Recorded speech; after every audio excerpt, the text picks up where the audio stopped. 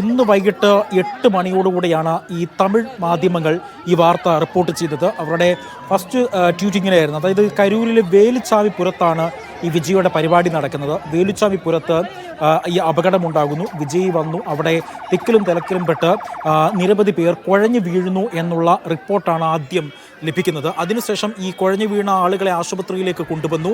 ഈ വേലുച്ചാമിപുരത്തിന് സമീപമുള്ള കരൂരിലെ വിവിധ ആശുപത്രികളിലേക്കും മെഡിക്കൽ കോളേജിലേക്കും ഈ കുഴഞ്ഞു വീണവരെ കൊണ്ടുപോകുന്നു.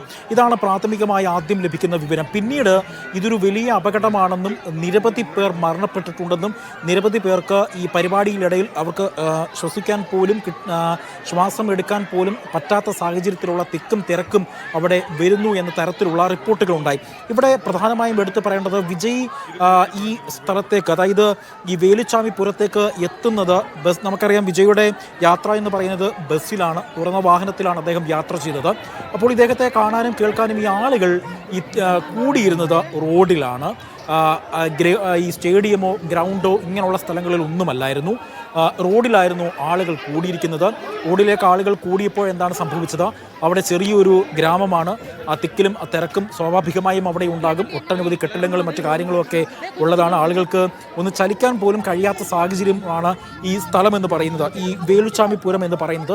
അവിടെയാണ് ഇത്തരത്തിലുള്ള ദാരുണമായ അപകടം സംഭവിക്കുന്നത്. വിജയ് പ്രസംഗിക്കുന്നതിനിടയിൽ തന്നെ വിജയ്ക്ക് തന്നെ കാണാൻ കഴിയുമായിരുന്നു നിരവധി ആളുകൾ കുഴഞ്ഞു വീഴുന്നതായി വിജയ്ക്ക് തന്നെ കാണാൻ കഴിയുമായിരുന്നു. അപ്പോൾ വിജയ് അവർക്ക് കുടിവെള്ളം കുപ്പികളിൽ എറിഞ്ഞു കൊടുക്കുന്ന ദൃശ്യങ്ങളൊക്കെ പുറത്തു വന്നിട്ടുണ്ടായിരുന്നു. ഈ ഏറ്റവും സങ്കടകരമെന്ന് പറയട്ടെ അമൃത, കുഞ്ഞു കുട്ടികളടക്കമുള്ളവരാണ് മരണപ്പെട്ടിരിക്കുന്നത്. കുഞ്ഞു മക്കൾക്ക് ശ്വസിക്കാൻ പോലും കഴിയാത്ത തരത്തിൽ അവർ അത് തന്നെയാണ് ഏറ്റവും സങ്കടകരമെന്ന് പറയുന്നത്. കുട്ടികളും സ്ത്രീകളും ഗർഭിണികളും ഉൾപ്പെടെയുള്ള ആളുകളൊക്കെ ഈ റാലിക്ക് എത്തിയിട്ടുണ്ട് എന്ന് തന്നെയാണ് മനസ്സിലാക്കുന്നത്. അജി, ഇപ്പോൾ 30,000-ലധികം ആളുകൾ ഈ റാലിയിൽ പങ്കെടുക്കാനായി എവിടെ എത്തിയിരുന്നു എന്നാണല്ലോ മനസ്സിലാക്കുന്നത്. ഈ ഒരു പ്രദേശം, ഈ റാലി നടക്കുന്ന ഈ ഒരു മേഖല എങ്ങനെയാണ്? ഇത്തരത്തിൽ 30,000-ഓളം പേരെയൊക്കെ ഉൾക്കൊള്ളാൻ കഴിയുന്ന ഒരു സ്ഥലം തന്നെയാണോ അത്? തീർച്ചയായും അമൃത, ഞാൻ അത് തന്നെയാണ് നേരത്തെ സൂചിപ്പിച്ചത്. അത് ഇത്രയും ആളുകളെ ഉൾക്കൊള്ളാനുള്ള ഒരു സ്ഥലപരിമിതി ആ സ്ഥലത്തിനുണ്ട് എന്നുള്ള പരിമിതി ഉണ്ട്. അതായത് വേലുച്ചാമിപുരം എന്ന് പറയുന്ന അത്രയും സ്ഥലത്തിന് 30,000 വരുന്ന ആളുകളെ ഉൾക്കൊള്ളാൻ കഴിയുന്ന ഒരു പ്രദേശമെന്ന് അല്ല.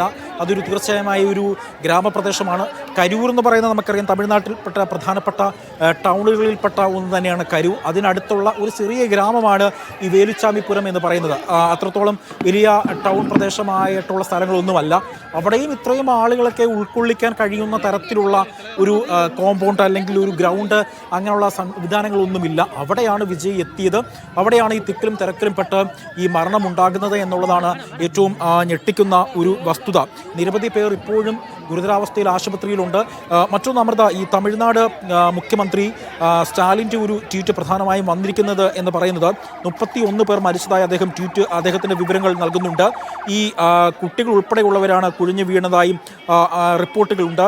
ഇത് രക്ഷാപ്രവർത്തനത്തിൻ്റെ ഏകോപനത്തിനായി തമിഴ്നാട് വിദ്യാഭ്യാസ മന്ത്രിയും ഒപ്പം തന്നെ തമിഴ്നാട് ആരോഗ്യമന്ത്രിയും ക്രമസമാധാന ചുമതലയുള്ള ADGP അടക്കമുള്ള ഉന്നതതല സംഘം നിലവിൽ കരൂരിലെത്തിയിട്ടുണ്ട്. അവരെ ഈ രക്ഷാപ്രവർത്തനങ്ങൾ അടക്കം ഏകോപിപ്പിക്കുന്ന ഒരു ചുമതലയാണ് ഇപ്പോൾ നൽകിയിരിക്കുന്നത്. ഈ രാവിലെ മുതലാണ് വിജയുടെ റാലി ആരംഭിച്ചത്. ഉച്ചയ്ക്ക് ഈ കരൂരിൽ ഉച്ചയോടുകൂടിയാണ് ഈ വേലുച്ചാമിപുരത്ത് വിജയ് എത്തുമെന്നുള്ള റിപ്പോർട്ടുകൾ ലഭിച്ചത്. പക്ഷേ അവിടെ എത്തിയില്ല. വിജയ് എത്തിയപ്പോൾ വൈകിട്ട് 6 മണിയായി എന്നാണ് നമുക്ക് ലഭിക്കുന്ന വിവരം. 6 മണിയോടുകൂടിയാണ് വിജയ് ഈ വേലുച്ചാമിപുരത്ത് എത്തിയത്. വിജയ് അവിടെ എത്തേണ്ട സമയമെന്ന് പറയുന്നത് ഉച്ചയ്ക്കായിരുന്നു. പക്ഷേ വിജയ് എത്തിയത് വൈകിട്ട് 6 മണിക്കാണ്. വിജയ് പ്രസംഗിച്ചതിന് ശേഷമാണ് ഈ തിക്കും തിരക്കും ഉണ്ടാകുന്നത്. അതിനിടെയാണ് ഇത്തരത്തിൽ ഒരു ദാരുണമായ അപകടം ഉണ്ടാകുന്നത് എന്നുള്ളതാണ് ഏറ്റവും എടുത്തു പറയേണ്ടത്. നാളെ MK സ്റ്റാലിൻ അടക്കം ഇവിടേക്ക് വരുന്നുണ്ട്, കരൂരിലേക്ക് ഈ അപകടം നടന്ന സ്ഥലത്തേക്ക് വരുന്നുണ്ട് എന്നതാണ് നമുക്ക് ഏറ്റവും ഒടുവിൽ ലഭിക്കുന്ന വിവരം. മറ്റേത് ഈ മദ്രാസ് ഹൈക്കോടതിയുടെ ഒരു പ്രധാനപ്പെട്ട ഒരു വാർത്തയും കൂടെ ഞാനൊന്ന് പങ്കുവെക്കുകയാണ്. അതായത് ഈ ദുരന്തം ആളുകൾക്ക് എന്തെങ്കിലും പറ്റി എന്നുള്ള വിവരം ഞെട്ടിക്കുന്നതാണ്. അത് ആശങ്കയുണ്ട് എന്ന് കഴിഞ്ഞ ആഴ്ചയാണ് ഈ മദ്രാസ് ഹൈക്കോടതി അറിയിച്ചത്. അതായത് ഈ നേരത്തെ അശ്മൽ സൂചിപ്പിച്ചതുപോലെ തന്നെ വിജയുടെ റാലിക്ക് ഒരുപാട് തലത്തിൽ ആളുകൾ ജനസ്വീകാര്യതയുള്ള ഒരു റാലിയാണ്. ആ റാലിയിൽ ജനബാഹുല്യം ഒരുപാടുണ്ട്. അത് നിയന്ത്രിക്കാൻ തക്ക പോലീസോ സുരക്ഷാ സംവിധാനങ്ങളോ ഒന്നുമില്ല.